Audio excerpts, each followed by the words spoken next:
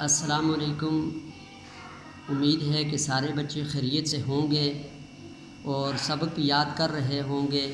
یہ تختی نمبر 1 جو ہے یہ مفردات، اس کے اندر مفردات کی مشق کرائی گئی ہے اور اس میں خصوصاً جو ہے تلفظ جو ہے اس پہ بڑا دھیان رکھنا چاہیے کہ یہ پہلی تختی کے اندر ہی تلفظ صحیح کیے جاتے ہیں، پھر جو ہے آہستہ آہستہ آدمی جو ہے وہ اس نہج تک پہنچ جاتا ہے کہ وہ بالکل جو ہے ایک اچھے حافظ کی طرح وہ پڑھ سکتا ہے، بشرط ہے کہ وہ صحیح طرح قاعدے کے اندر محنت کے ساتھ پڑھے۔ تو تب میں نے اس دن آپ کو ذال تک پڑھایا تھا، تو یہ لمبا کر کے ذال اس طرح پڑھنا ہے۔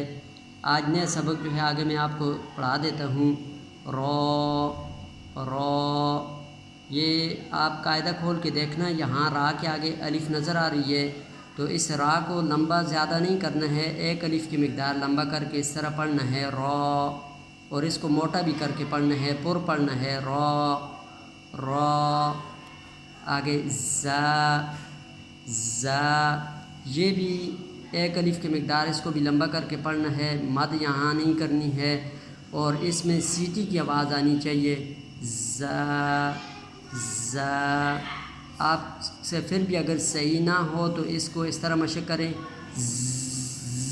اس طرح کر کے پھر اس کو لمبا کرنا ہے،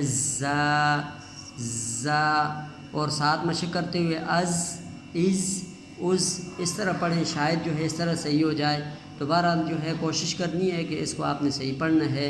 رو، زا، ان دونوں حرفوں کو آپ نے صحیح کرنا ہے، اور پچھلا سبق روزانہ آپ نے ریپیٹ کرنا ہے، روزانہ جو ہے آپ نے اس کو دہرانا ہے۔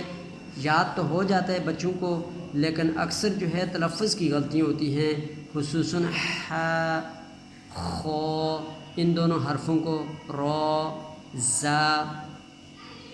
صدق اللہ العظیم۔